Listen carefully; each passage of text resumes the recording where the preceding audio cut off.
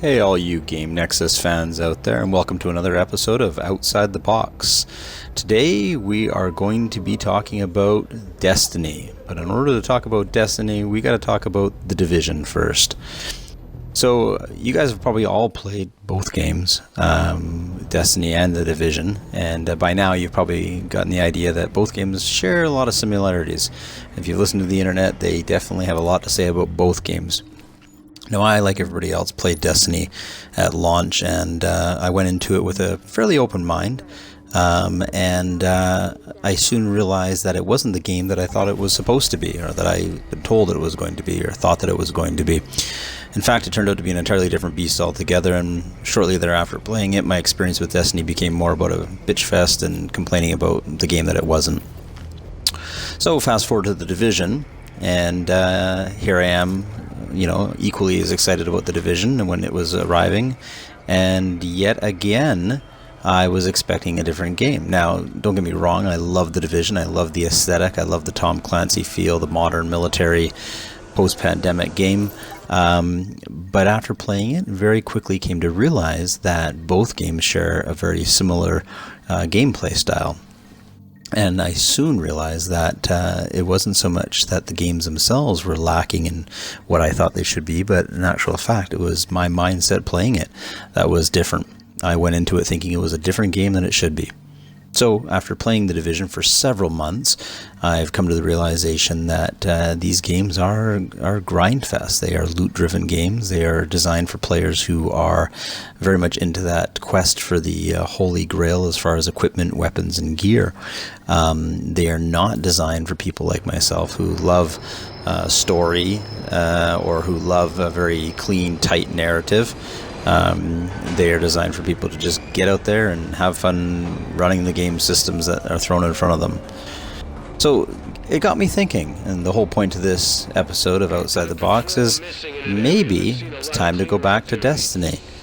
Maybe The Division has kind of taught me a little bit about this genre of game.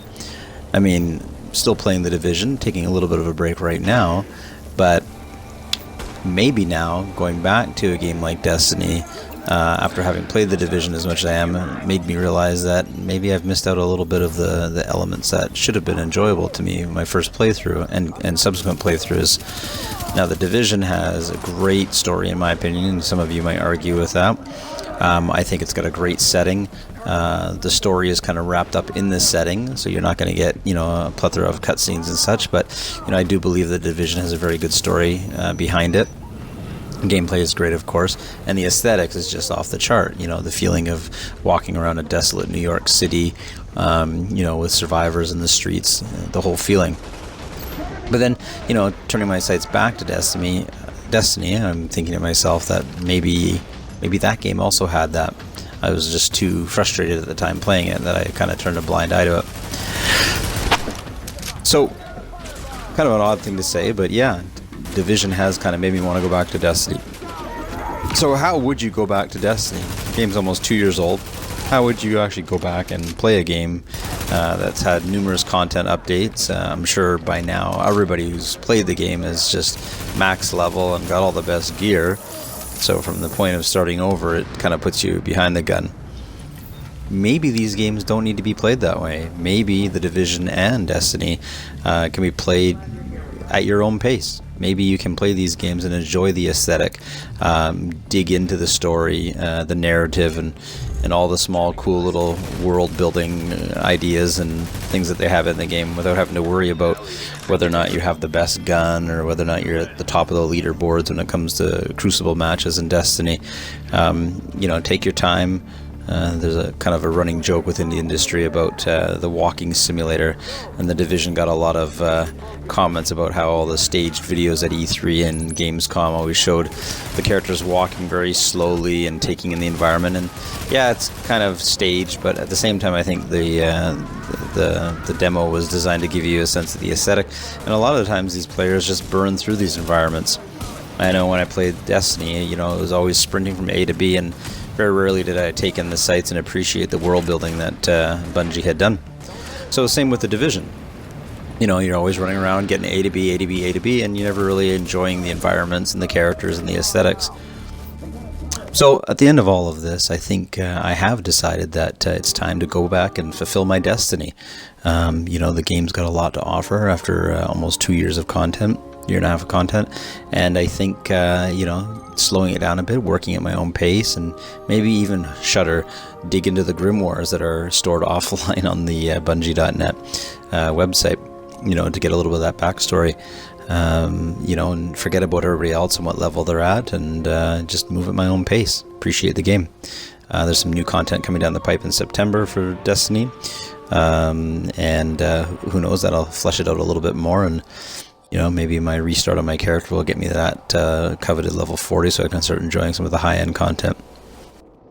All to say, guys, I think it's worth your while to turn your sights back to Destiny, maybe enjoy the game in a different way than you would have when you first played it, and maybe appreciate the little stuff. So that's another episode of Outside the Box. I'm going to leave you guys with some beautiful Destiny cutscenes here to finish off the episode. And as always, make sure you like and subscribe our channel, and hit us up at www.enterthegamenexus.com. This is EVO Knight, signing out. It'll never fire again. Just don't forget to plant the transmat link so other Guardians can land. Not everybody's got stealth tech, and a ship that smells like Hive. Good luck, Guardian. Activating stealth drive.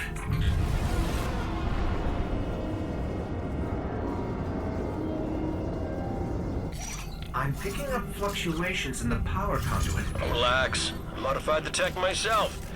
Probably just Saturn's radio storms running interference.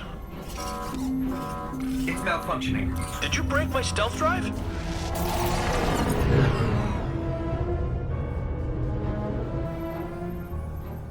think they can see us? I think they can see us!